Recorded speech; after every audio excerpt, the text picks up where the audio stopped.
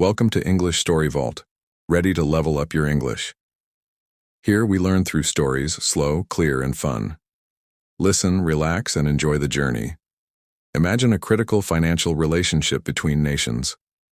What if a major global power, like China, significantly reduces its purchases of another large country's debt, such as America's?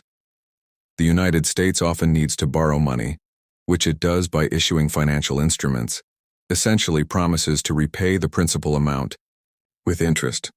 We can call these IOUs. For many years, China was a substantial buyer of these American IOUs. China, a vast country, manufactures and exports a multitude of goods globally. When China sells these goods, it receives payment, frequently in US dollars. Accumulating considerable amounts of American dollars, China sought secure ways to hold this capital. Investing in American IOUs was a safe and practical option. Consequently, China became one of the largest foreign holders of U.S. debt, a cornerstone of the global financial landscape and a testament to the interconnectedness of the Chinese and American economies. However, this dynamic is shifting. In recent years, China has begun to scale back its acquisition of American IOUs, reallocating its capital to diverse investments. This shift is significant, prompting financial and geopolitical analysts to ponder the implications if China further reduces or ceases its purchases of American IOUs. This question extends beyond expert circles, potentially impacting everyday life, affecting consumer prices, currency values, and international relations. It forms a crucial part of the broader global economic narrative. This book will delve deeper into this evolving story, exploring America's need for borrowing, China's historical reasons for purchasing U.S. debt, how China amassed such wealth, and the potential future ramifications of its reduced buying.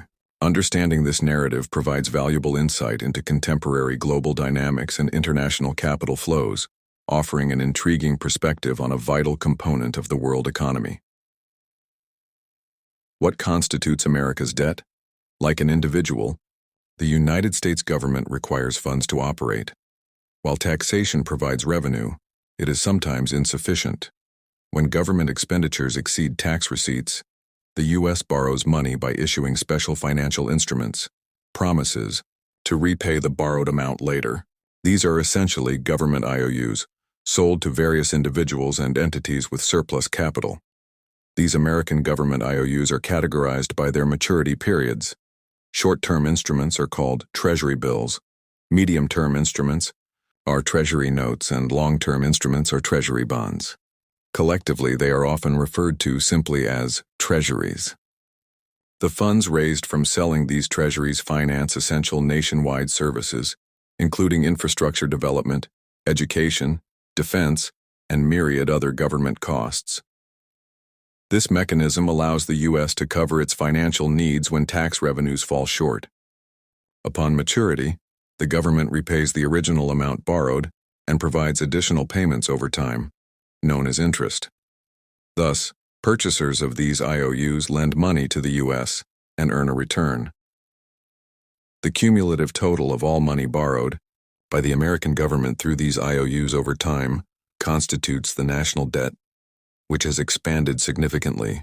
As of the third quarter of 2024, the national debt exceeded $35 trillion, a staggering sum owed by the United States. So, who acquires these American IOUs?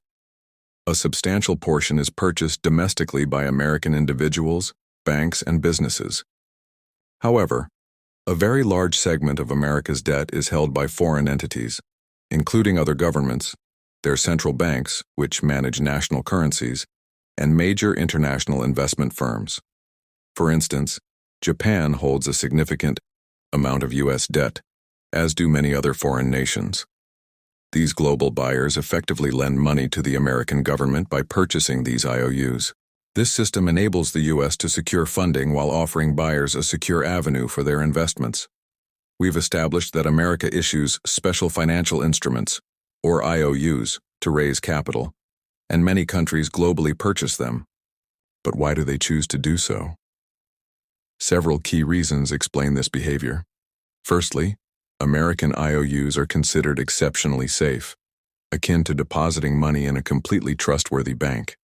Investors, particularly foreign central banks, have high confidence that the U.S. will consistently honor its financial obligations. This assurance of safety is paramount for large-scale investors who require low-risk placements for their funds. Secondly, American IOUs are highly liquid, meaning they are easy to buy and sell due to a vast and active market. If a country needs quick access to its capital after purchasing these instruments, it can readily sell them. This ease of trading makes them attractive assets. Thirdly, the U.S. dollar holds a preeminent position as a global reserve currency, widely used in international trade.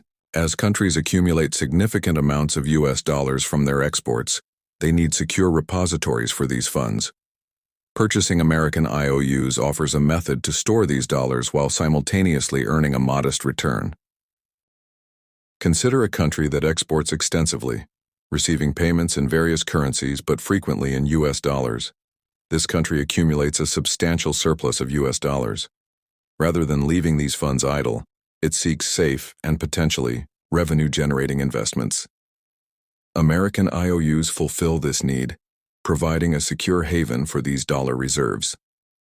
Therefore, for countries holding significant surplus capital, especially in U.S. dollars, investing in America's debt is a prudent decision.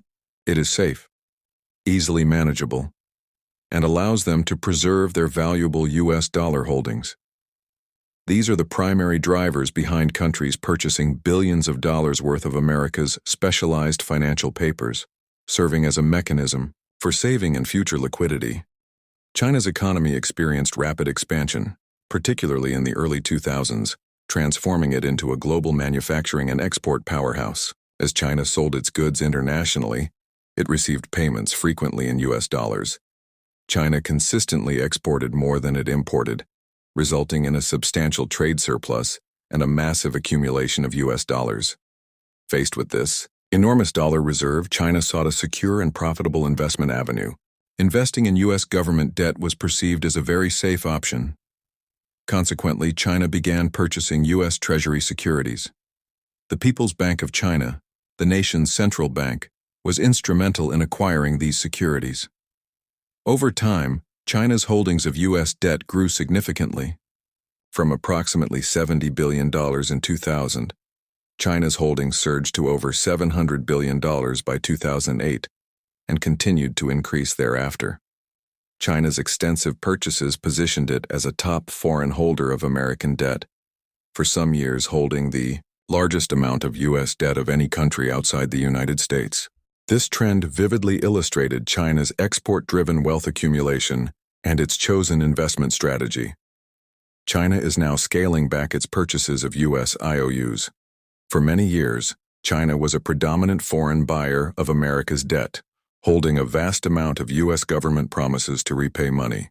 However, China's strategy for managing its substantial financial reserves is evolving, leading to a reduction in its acquisition of U.S. IOUs. Several key factors underpin this shift. One significant reason is China's initiation of numerous large-scale infrastructure projects across various countries through its Belt and Road Initiative.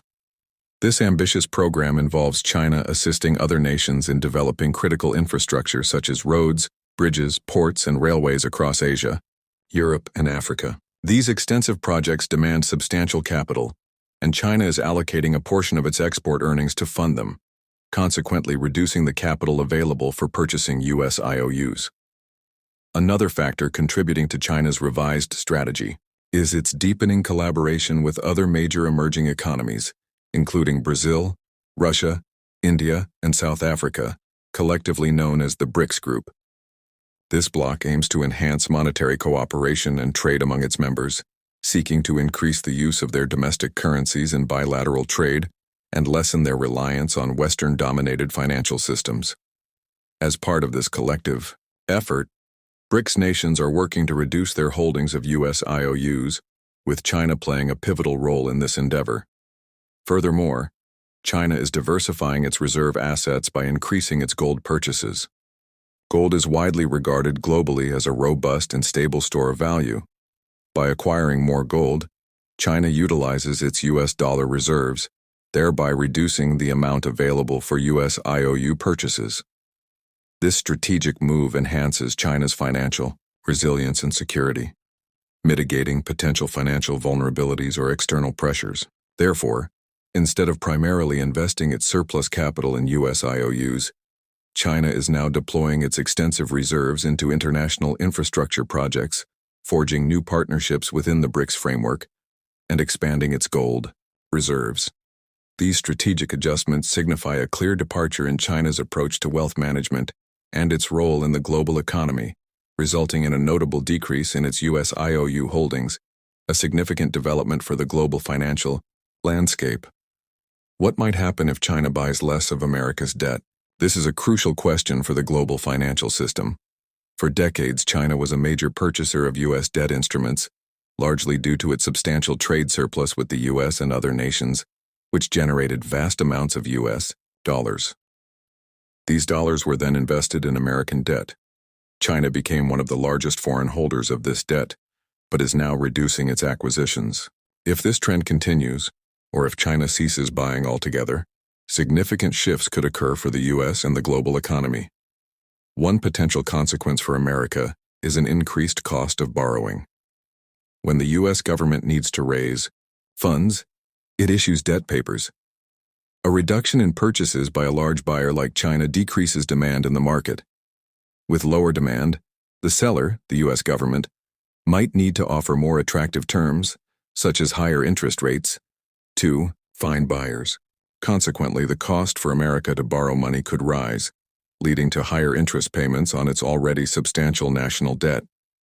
Another potential impact is on the value of the American dollar. China holds vast amounts of U.S. dollars from international trade, which it uses to purchase U.S. debt. If China sells its U.S. debt holdings, it might also liquidate some of its dollar reserves. A large-scale selling of dollars, or a reduction in China's overall dollar holdings, could weaken the American dollar relative to other major currencies like the euro or the yen. A weaker U.S. dollar can affect consumer prices within America. When the dollar is weaker, imported goods become more expensive. For instance, a car previously costing $10,000 from another country might now cost more dollars due to the dollar's diminished value. This applies to a wide range of imported goods, including clothing, electronics, and even food, leading to higher prices for consumers in America. These are potential outcomes if China significantly reduces its purchases of American debt. However, it's important to note that the market for American debt is exceptionally vast. Billions of dollars in U.S. debt are traded daily by diverse entities globally. Many other countries and investors worldwide continue to purchase this debt due to its perceived safety. Therefore, if China reduces its purchases, other buyers may step in to fill the void, which could help stabilize the market and prevent major disruptions. Nevertheless, given China's long-standing role as a massive buyer, its decision remains highly significant. It underscores the deep interconnectedness of nations through finance and trade in the modern world, where one major country's financial strategy adjustments can ripple across the global economy. When a major country like China alters its approach to buying U.S. debt, global money markets take notice. These financial hubs, where countries and large corporations buy and sell currencies and debt, may initially experience some apprehension. This is because U.S. debt is widely regarded as one of the safest investments. A significant buyer like China reducing its holdings could introduce a degree of uncertainty. However, the U.S. debt market is colossal. Imagine a massive marketplace with countless daily transactions. The constant influx of buyers and sellers contributes to its robustness. Even if one major buyer withdraws, numerous other investors, including other nations, large banks, or investment funds, are typically ready to absorb the supply. The sheer size of this market allows it to manage substantial buying or selling volumes. Therefore, while China's reduced buying is a significant change, the market's depth can absorb some of the impact, potentially mitigating concerns among other nations who might still perceive the U.S. debt market as secure and well-supported by diverse buyers. Other countries will observe the situation. Will they panic or remain calm? The market's immense size and diverse buyer base contribute to its stability, demonstrating a continued global appetite for U.S. debt. The global economy, being vast and interconnected, can also gradually adapt to major changes over time. If one country modifies its financial strategies, the broader global economy will find ways to adjust to the new circumstances. While shifts may occur, the system is designed for adaptation. So, while initial apprehension might arise, the market's scale and the presence of other buyers help the global economy maintain its equilibrium. In this narrative, we've explored crucial aspects of the global financial landscape and the interconnectedness of nations through monetary flows. A key takeaway is that major countries' financial decisions, such as buying or selling debt, can have far-reaching global repercussions. We specifically examined America's reliance on borrowing, facilitated by the sale of U.S. Treasuries, essentially government IOUs. For an extended period, China emerged as one of the largest foreign purchasers of these American IOUs, primarily due to its massive export earnings, particularly from the U.S., which generated substantial U.S. dollar reserves. Acquiring American IOUs was perceived as a highly secure and convenient method for China to manage these vast sums.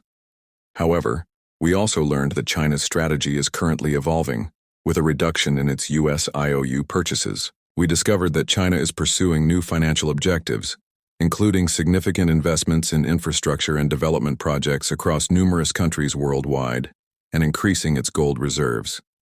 This shift clearly indicates a change in how China is deploying its extensive monetary reserves.